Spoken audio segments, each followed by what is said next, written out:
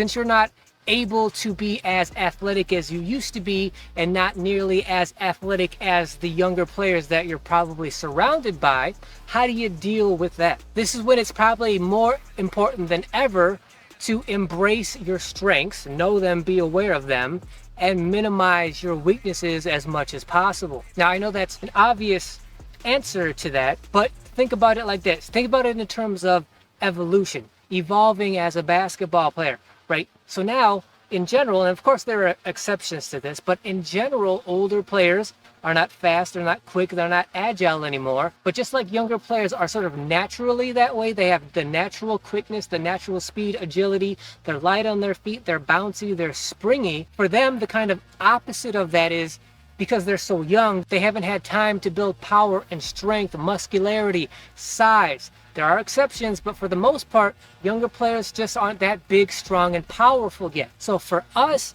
the opposite needs to be true, right? We're older, so we're slower. But with slowness should also come the fact that we have years, 10 plus, 15 plus years of time to build muscle, strength, power, because it's faster, easier to build agility, quickness, speed, way quicker to do that than it is to build muscle strength and power. So because we have 10 plus years of age and experience on these younger players, that means, at least theoretically, we should have 10 plus years of muscle strength, power that they don't have yet.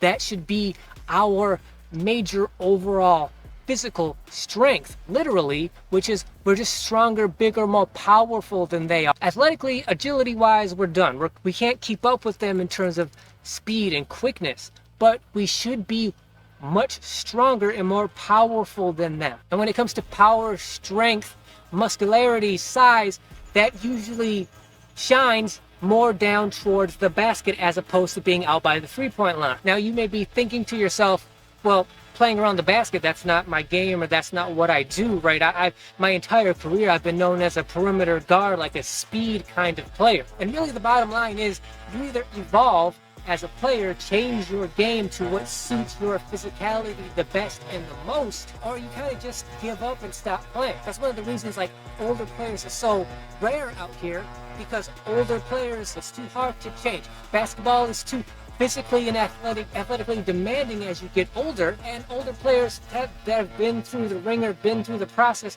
they don't want to change and evolve and become players, change their games that much. It's too difficult, it takes too much time, too much effort, and you know they've been through the process, they're done, they just give up, they walk away, and they just give up on basketball. But for those of us who want to stick around and want to be the rare older guy, well, you don't have any choice. You have to evolve, you have to change your game and do what suits you better. And for the most part, that's going to be, well, I'm bigger, stronger than most of the young, agile players around me. That's just going to put you more towards the basket. So either you want to evolve and figure out how to play more effectively around and near the basket, or you don't, and you just get embarrassed by younger players over and over again to the point where you probably get fed up with it, frustrated, and then give up. Now, I'm not saying that you have to change your game completely and only play around the basket.